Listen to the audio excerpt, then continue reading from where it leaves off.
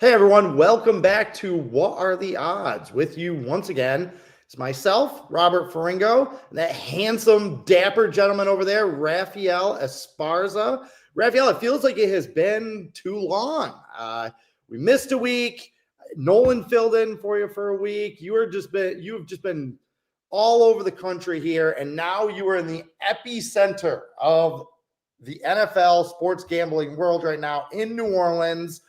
The next 2 weeks are going to be a little bit of a whirlwind for you. Give us a quick breakdown, a little tease of what you're looking ahead to next week for Super Bowl week. As of right now, I just updated my calendar. I have 72 interviews starting Sunday night all the way to Friday night. I don't do anything Saturday and Sunday during the Super Bowl and all that, so I just try to relax and do that stuff. But yeah, I just got hit. I'm going to be on Fox Sports for I think Wednesday. I think at 11 o'clock. So that's a national spot, so that's kind of cool. But yeah, I'll be breaking down. I mean, I walk in and everyone knows that I do all the crazy prop bets. The Taylor Swifts, I have 100 Taylor Swift prop bets right now that you can see in multiple areas. So as soon as people find out, I'm probably going to get a lot more requests. But I'm going to be doing free play videos at the Super Bowl Media Row. I'll be doing a lot of sending in pictures to Doc Sports so they can put them on the website and stuff like that. So last year I got to meet wrestlers and Bobby Flay and all that. I was hoping to have an assistant, but no, some guy tried to bomb New Orleans, and now my assistant got taken away. It should be fun. I'm hoping to have a lot of content for all the Doc Sports people.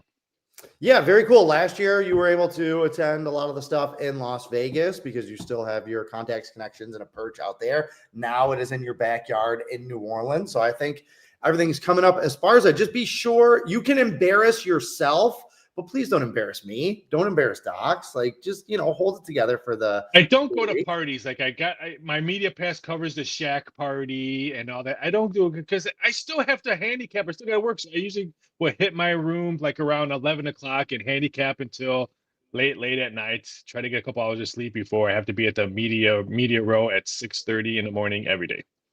All right, we are going to get into it right now, but first, as you can see on this little crawl below you, take advantage of the $60 free that we are giving you at Doc Sports. There's a link down in the description. Go ahead and hit it. It'll take you to Doc Sports Mothership, and you can use that $60 towards any handicapper, any package, any sport that you want. Raphael and I are going to break down some Friday NBA, and then we're going to give you a little preview of some opening numbers and some big Saturday college basketball action. So, Raphael, we are going to get started in the NBA here.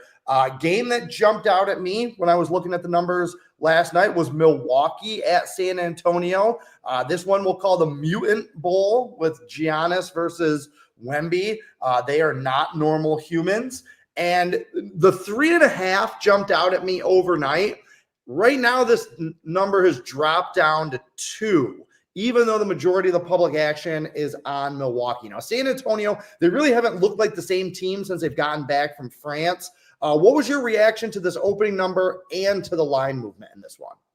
I made my number 3. So when 3.5 came out, I'm like, yeah, Milwaukee laid an egg on their last game, a redemption factor. They're still missing Bobby Portis, but they still got Middleton coming back, not playing big minutes, averaging anywhere between 18 to 20 minutes per game. But I figured, all right, 3.5 against a Spurs team. You hit the nail on the button. They have not looked the same since they come back in France. Wemby looks pissed off every time he gets shoved. He wants to fight. Maybe it's just a little jet lag still in him. So I was okay with the number.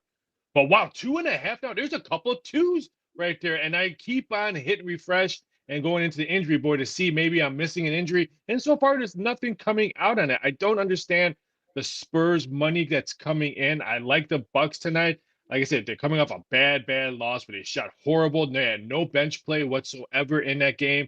I think the 2 aliens are going to get their points, the Greek Freak and Wemby. I think Lillard is going to have a big game. I think Middleton gets pumped in some more minutes today. So I'm a little bit blown away that it's 2.5 right now in this game. All right, as a professional, though, how should you read that line movement? It doesn't make sense to you. The number came in short. San Antonio 2-8 straight up and against the spread in their last 10 games. If you have a position with Milwaukee, should you be concerned that this number is moving against you?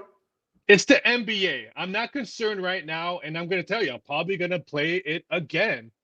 But we all know a half hour from the game, oh, someone's not playing, someone's in street clothes. So this is the right now. You asked me that question. No, I'm not concerned. I still like the Bucks, but the NBA is the only sport. Maybe baseball, you get some kind of a hiccup of starting pitcher scratch before the game and stuff like. But lately, the NBA has just been all over the place. We're a half hour. You got your action already in. You got the number you were looking for, and then boom, a scratch or someone's not playing. But right now, that question is no concern. I think the Bucks rebound. They pretty much have owned this series as well. I think the last time they won, they easily won by double digits in this game against the Spurs. So I have no concern. But ask me that in a half hour before. Yeah, on January 8th, they won by 16. Yes. Milwaukee won this game 121-105. And to give you an idea of how far the Spurs have come, when these two teams played here last year against one another, San Antonio was plus 11. Now just plus 2. So that just gives you an idea of how they've been able to close the gap as one of the worst teams in the league to now a consistently competitive team at the very least. So, all right, changing gears, the next game that really jumped out of the board at me. This number was 8.5 last night, 9.5 tonight. We have Denver at Philadelphia in this one. The Nuggets not off to a good start on their road trip. They've lost all 3 games. They got worked by the Knicks their last time out. So you got to think that maybe they're a little angry. Maybe they want to get that bounce back blowout. But we really haven't seen that. I mean, they recently lost to the Bulls in the same situation as a 9.5 point road favorite, and they lost outright. What's kind of going on with Denver that you see? And do you think that they deserve to be this large of a favorite so far on this disastrous road trip? If they're playing any other team in the NBA, I would say no, it's not worth it. But they're playing the Sixers, no PG-13, no Drummond. I mean, their list of outs is the same thing a list that I'm behind on husband chores. That's how long that list is. So if there's any other team, I'm all over laying this one. But man, they have not looked good in 3 straight games. I mean, I'm giving the Knicks game going to the guard right now. Knicks are playing some really good ball, winners of 5 straight, and they're playing some defense, and they're throwing up big points. When can you say the Knicks blowing up big points at home? Normally they're a big defensive team at home. So I'm not looking at that game too scarcely because I had the Knicks on that game against Denver. But if the Joker wants to make some MVP boost, because that's right now SGA is probably in the front runner. He needs to have big games. I like him. Go to the prop bet, points and rebounds for the Joker, and maybe take triple double for the Joker because no drama. They're going to be very small today in this game. I think the Joker puts up big numbers. Okay, so Philadelphia, as you mentioned, missing guys. George, Drummond, and Embiid, both the Martins are out. However, they've been missing these guys for the last couple of weeks, and they've still won 4 straight games. And they're not beating dregs either. They pounded the Lakers by 14 earlier this week. They beat Cleveland at home. They're 4-0 straight up, 4-0 against the spread in their last 4 games, playing with this skeleton team. Any reason to think that they can't keep it going, though? Oh no! If I'm playing aside, I'm probably looking at the shorthanded Sixers because I don't trust this number. If this was 4.5 and around there, okay, Denver, I respect that one. But this, I'm a little bit blown away that it moved a full point from last night's overnight number. Just the way the Sixers have been playing. Maxi's been playing out of his mind right now. So I'm a little bit blown away that it moved the point. If I had to pull the trigger, I'd maybe wait to see if it gets 10 because you think the public is gonna bet. Oh, the Joker's playing tonight. All their stars are playing. And they're doing the same thing we're doing. They're looking at who's playing and who's not playing. And they're going to see who's not playing in Philadelphia. And I would not be shocked if we see this move to 10 because it moved pretty quickly a point. Yeah, I thought this number should have come in at around 6.5 with the way that Denver's playing and the way Philadelphia is playing right now. So I was surprised by the line movement as well. You know, another key handicapping factor in this is that these two teams just played about 10 days ago. On the 21st, they played. Denver won 144-109. That actually makes me like the Sixers a little bit more. A little revenge. They got embarrassed out in Denver. I think they're going to remember that a little bit. And it seems like a tall ask for this Nuggets team that's been losing by double digits against the spread for their last 2 games to all of a sudden turn around and cover a double-digit spread. Also, the home team has won 5 straight in this series, so might be a little bit of value with the home underdog on this one. So, all right, next game that we want to talk about, Big game, interesting game. Phoenix at Golden State. Now, Golden State was opened as a 1-point small token favorite last night. That line has gone the other way. Phoenix is -1.5. I saw some twos earlier today, but right now it's Phoenix -1, -1.5. Raphael, what did you think about the opening line? And what do you think about the fact that it is swung to where Golden State opened as a favorite? Now they're the underdog. Yeah, the almighty Circa is the only one that has -1 right now. But it didn't shock me because I think the 70. First of all, I want to mention this. The NBA trade deadline is next week. Be very cautious betting the NBA with key guys being mentioned. Bradley Beal is being mentioned for Phoenix. The Warriors are looking. Kuminga is probably not going to be a Warrior if we do another interview or segment next week. So keep an eye out when you're looking at NBA teams. Memphis Grizzlies, the Miami Heat, the Chicago Bulls, Phoenix Suns, Golden State. There's a lot of big teams that are looking to get rid of some stars or get rid of some of their payroll. So keep an eye out for that. That's why I'm leaning towards the Suns on this one. Bradley Beal pretty much knows he's not going to be there. So he's pretty much auditioning for the next team he is playing because he's up for a contract in the next couple of years. So he's probably looking for that on that one. I like the way the Suns are playing. I want nothing to do with Golden State. Their defense has looked awful. Draymond Green is still on the bench. What a waste of pay on that one. So I actually feel sorry for Steph Curry. Maybe not his bankroll, but it's sad to see him playing in such a bad team because we're so used to him splashing brothers all over the place and winning trophies. But this team's awful. It's either Suns or pass for me in this one. Maybe the total you already missed a good number. Open up at 226.5, 228, 227.5. It's a little bit of value right there because I think the Suns can put up a big number on the Warriors defense. I'm actually on the complete opposite side of pretty much everything that you just said in that one. I like the Suns on the surface. They look like they're playing better. They're 7-3 straight up in their last 10 games. But if you actually look at who the Suns have played, it's been a joke. They've been playing the dregs. Charlotte, Utah, Washington, Detroit. They beat a lot of bad teams. The only good or halfway decent teams that they've played in the last few weeks, Cleveland, loss. Atlanta, loss. Minnesota, loss. They barely beat the Clippers at home by, I think, 1 point earlier this week. That's it. That's the only good win that they've had in the last 3 weeks. Like, the Suns team is just not it. Kevin Durant's a loser. Like, it just doesn't work with this team. I agree with you that the Warriors have problems. They have injury issues. They have some holes. But they've won 3 out of their last 4 games. And that win over Oklahoma City, that's not nothing.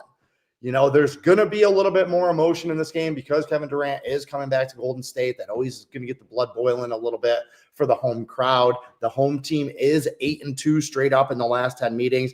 I'm just not buying the narrative that Phoenix is playing well and they've figured it out and they've turned it around. No, they're beating a bunch of tanking teams. But anytime they go up against anybody that can punch back, they lose because this group is losers. So until I see it from them, I don't think they should be favored on the road pretty much against anyone.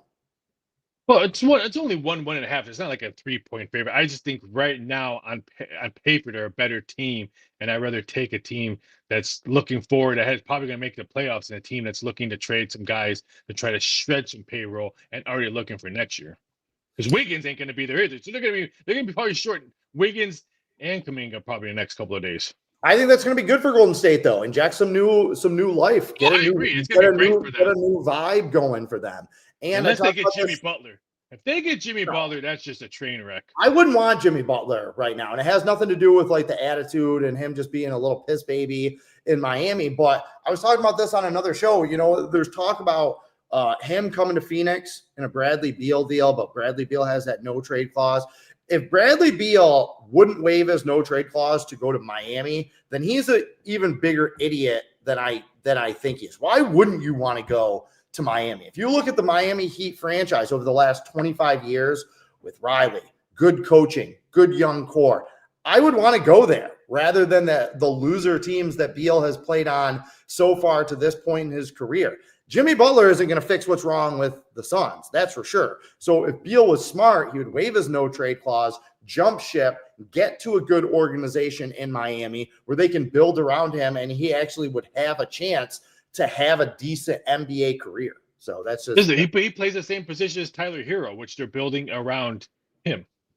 But you can have multiple guards like I agree. out there. Like if you have big men to back it up, that's Phoenix's problem is they have all of these ball dominant guards, but they don't have anybody to do the dirty work. They don't have anybody inside. They don't have anybody to do the gritty stuff. Miami always has those guys. They always find those guys. The foundation of the Heat teams over the last 15, 20 years has always been physicality in the post. So I just think it would be a good spot for him, but what do I know? NBA players are goofy. That's why we're going to be done with the NBA. We are going to jump ahead to college basketball Saturday, monster college basketball Saturday, Raphael. We're going to start very briefly with the number one team in the country, Auburn at Ole Miss. I had this number written down as Auburn around -6.5, -7. Opening number at -5.5. Should that be a little bit of a red flag that maybe the number one team in the country could get upset? It could, but if you want to beat the number one team, you need to slow down the number one team. You need to slow down the way they play their game, and maybe get out rebound them. If not, it's just going to be another Auburn SEC basketball W, which is so weird how I have to hate the SEC in football season and have to tip my hat off that SEC basketball is the best conference in college basketball. But I'm excited. There's some great games, and the first game you picked is one of them. So there's a Saturday why I'm just doing prop bets and trying to not to hang myself because all the requests I've been getting is going to be fun to watch some great college basketball because it starts from really early into the last game on the betting board on Saturday. So it's fantastic.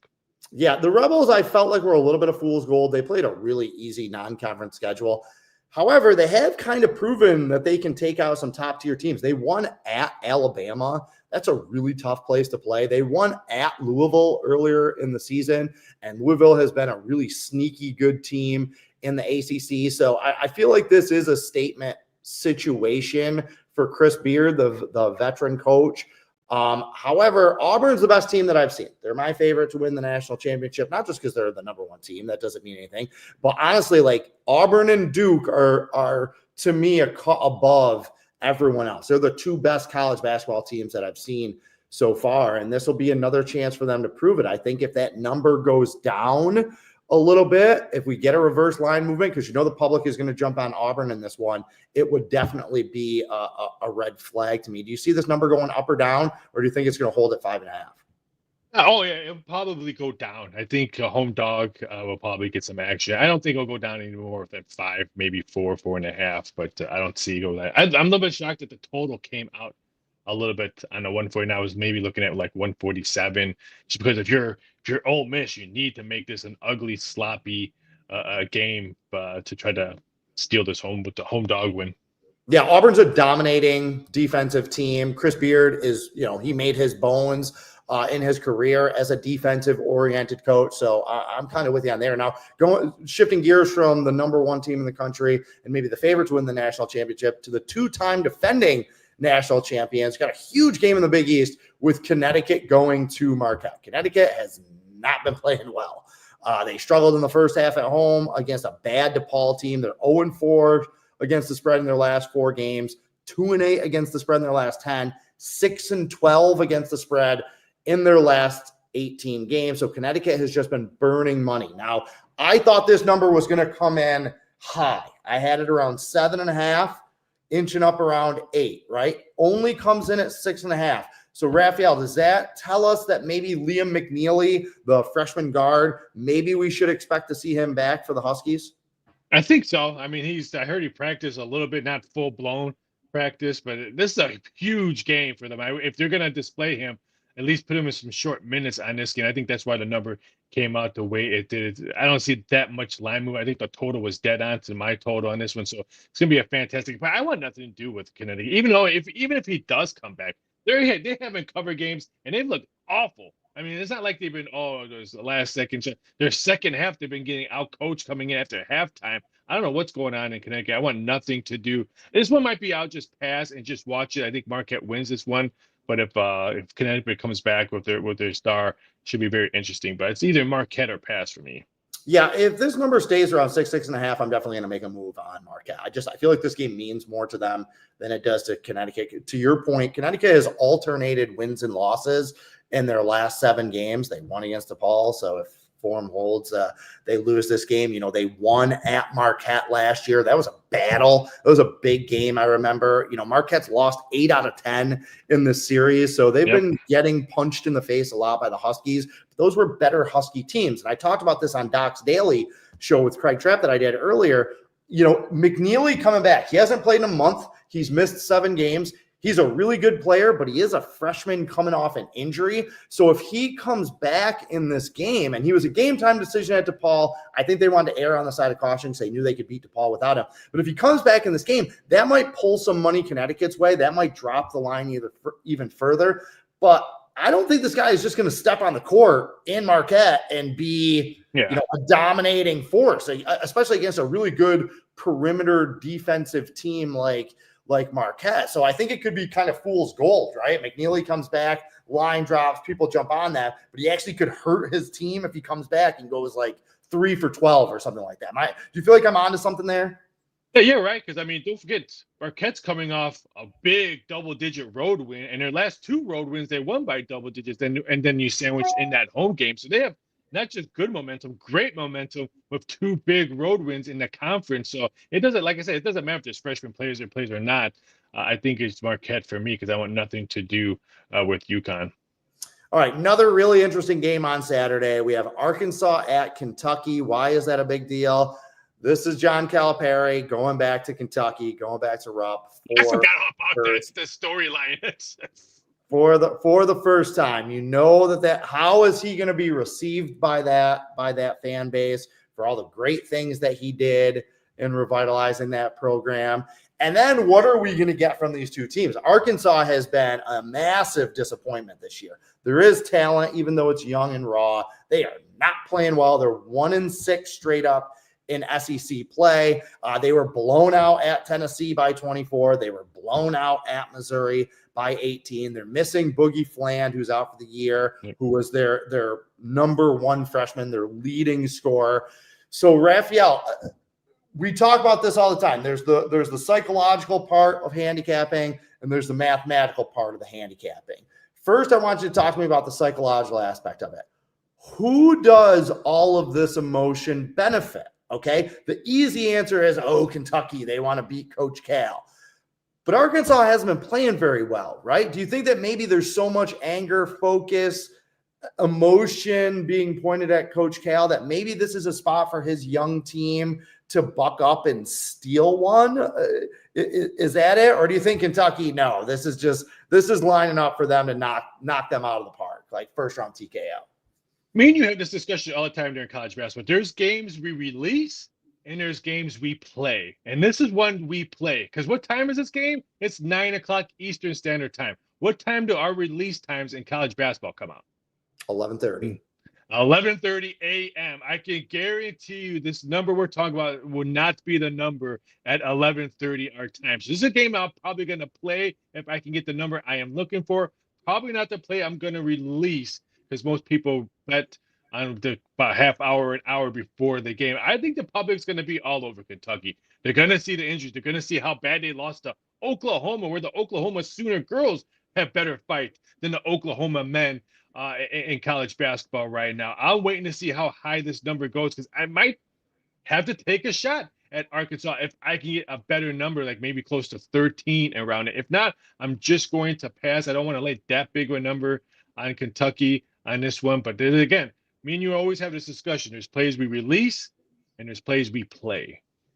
Yeah, Kentucky coming off a surprise upset win at Tennessee. They were 10.5-point underdogs, won that game outright. I actually released that as a free play on Doc's Daily, which if you haven't been watching every day at 1 o'clock, be sure to check out that show. Craig and Raphael's been on that show. We have a rotating group of handicappers, a lot of good insights daily there.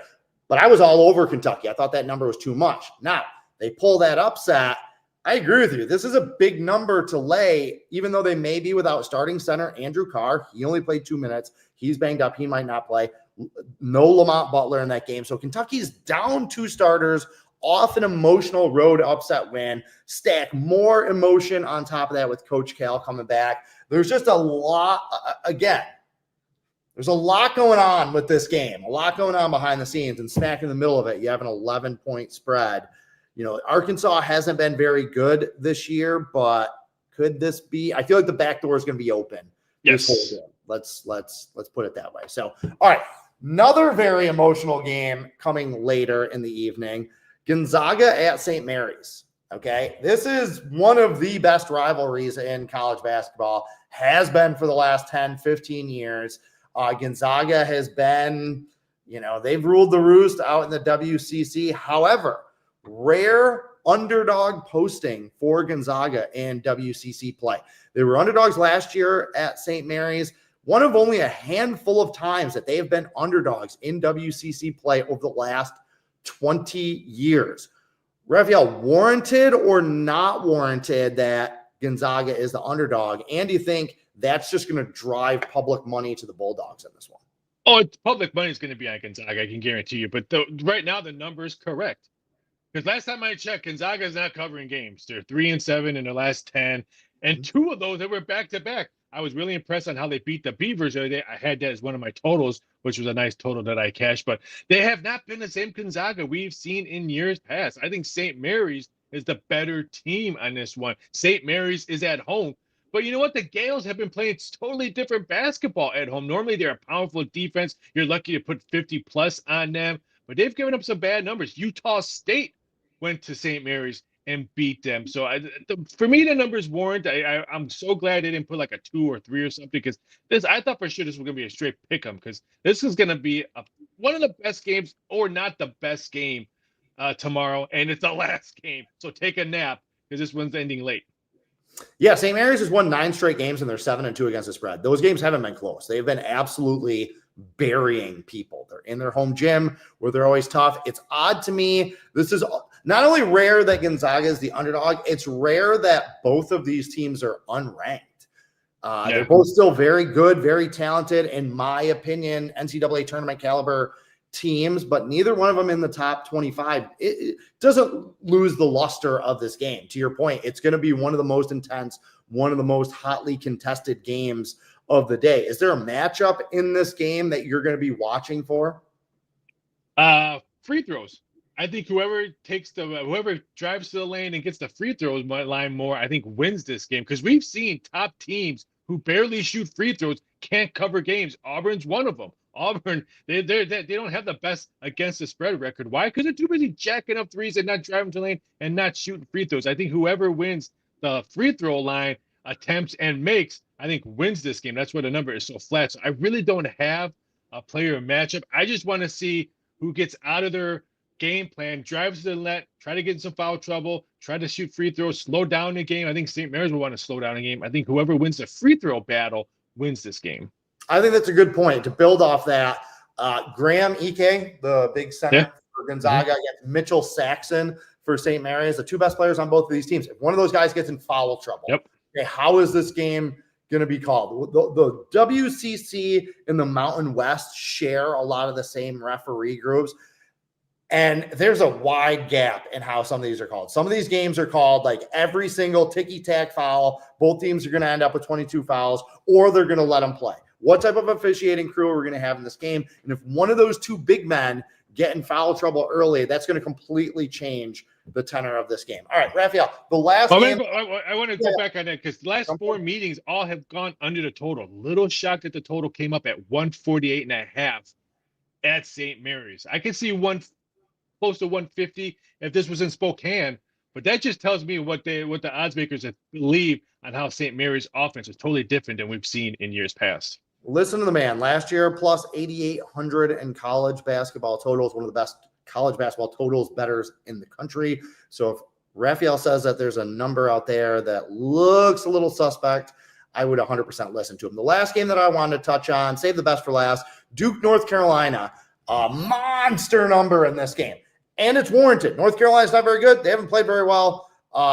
Duke is, again, as I mentioned, for my money, them and Auburn are the two best teams that I've seen this year. 13.5 is the number in this game. Value on the underdog, where the underdog has been absolutely money in the series over the last 10 years, or is Duke absolutely going to bury the needle in Cameron Indoor? It wouldn't shock me if Duke buries the needle. I love how They've been coaching Cooper Flagg. I mean, putting him accountability, telling him, hey, he's been playing like crap. His last game, the coach was screaming at him before halftime. And then what's he do coming out of halftime? Dominates the game. This one seems like one of those ugly Duke, North Carolina matchups we've seen in years past. I just think Duke is just so far much better at talent-wise. We could be talking about maybe a new North Carolina head basketball coach if they don't turn things around. I just think right now Duke is just so much the better team. I have to be watching this because we have 3 Super Bowl prop bets with Cooper Flagg and Super Bowls. Wow. So Super Bowl prop bets on the Saturday games, like 2 Saturdays before the game. That's some deep diving prop bets. I actually just looked this up. This is actually the 3rd time that North Carolina has been a double-digit underdog in this series in the last 5 years. The first time they were 11.5-point road underdogs. They lost by 13 at Cameron Indoor. But as 11.5-point underdogs in 2022, they actually won outright. They blew out Duke in Cameron Indoor as double-digit favorites, or excuse me, as a double-digit underdog. So again, one of the top rivalries in all of sport. It's going to be interesting to see how that one shakes out. All right, Raphael, you got a free play to give the people before we get out of here? Yes, it's a Saturday night game. It's the Mountain West. And if you're not betting this team, and I'm kicking myself because you know me, I release a lot of totals. I'm not the biggest side game when it comes to college bets. When I see one, I'll play it. Got crushed last night. What the hell was I thinking about betting against Cal Poly, even though they stink? Thanks a lot, Anteaters. San Jose State. Who has the best against the spread record this year, Ferringo? The Spartans. San Diego State. San Diego State. Okay. You said San Jose State. San Jose State. I'm sorry, San Jose State. Yeah, Tim That's Miles. my free play. San Jose State. Yep. Against Air Force. Games at 5 p.m. There's no number out this, but I don't care what the number is. If it's minus 100, I'm still going to be ahead of money because I've been betting them 8 straight games, and I've cashed almost 7 out of those 8 tickets. They're 16-4 against the spread. If this number comes out, San Jose State at the Suburban Credit Union Event Center minus 100, you know what I'm betting? I'm betting the Spartans minus 100 against the Force. The Force would be not with me on Saturday when I'm betting San Jose State. That spread will come in right around 10. 10, point. yeah, double digits. Half point either way on that one. Pretty good. I'm staying in college basketball, but I'm going to give you a Friday free play. I like St. Louis over Dayton tonight in an A10 matchup. I released St. Louis as a free play and a rated play earlier in the week against VCU. They won that game outright convincingly as a home underdog. The sports books are making the same mistake. They're not a home underdog in this game, laying 1.5 points against Dayton. But I don't think it matters. I think St. Louis is in a little bit of a groove right now. I think the momentum of that VCU win will carry into this one. And just for the similar reasons why I like St. Louis over VCU, I like St. Louis over Dayton. That's the fact that, Raphael, it's January 31st, okay? It is going to be February tomorrow.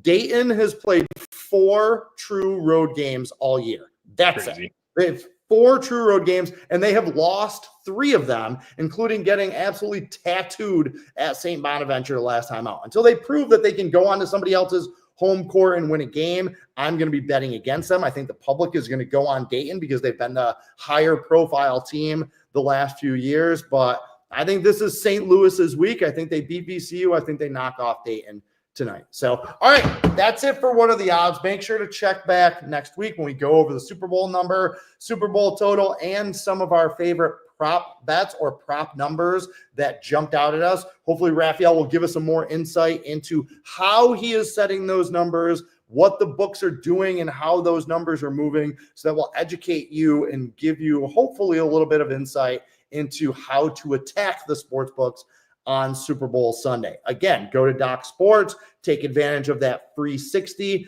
and be sure to check back for next week's show. Until then, carpe diem and good luck.